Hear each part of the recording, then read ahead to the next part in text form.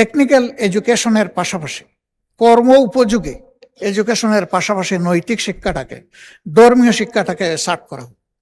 এটা শুধু ইসলাম ধর্মের শিক্ষা না, এদেশে যতগুলা ধর্মাবলম্বী মানুষ আছে তাদের সকলের সন্তানকে শিওর ধর্মে তাদেরকে অভ্যস্ত করে তোলা হোক, পরিচিত করে তোলা হোক।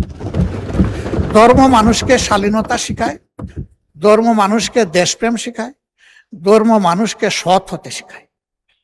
এই শিক্ষাগুলার জন্য এই লেভেলগুলার প্রতি বিশেষ গুরুত্ব দিয়ে, যেহেতু 90% মানুষ এখানে মুসলমান এবং সব স্কুল কলেজের একই চিত্র হবে, আগে এই বিষয়টা দেখে পাশাপাশি অন্যদের বিষয়টাও দেখা হোক।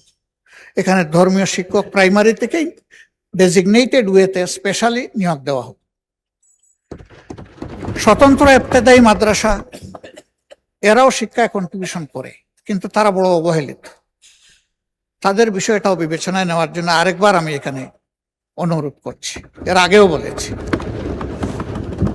ফ্যাসিস্ট আমলে রাজনৈতিক আনুকূল্য দিতে গিয়ে অনেক যোগ্য প্রতিষ্ঠানকে এমপিওভুক্ত করা হয়নি, আবার অনেক অযোগ্য প্রতিষ্ঠানকে এমপিওভুক্ত করা হয়েছে। দেখা গেছে পরবর্তী পর্যায়ে ওই সমস্ত কিছু কিছু প্রতিষ্ঠান থেকে একজন ছাত্র পাবলিক এক্সামে পাশ করতে পারেনি, তারা আছে এমপিওভুক্ত হয়ে। আবার কৃতিত্বের সাথে একটা প্রতিষ্ঠান ভালো করে যাচ্ছে, তাদেরকে ডিপ্রাইভ করা হয়েছে।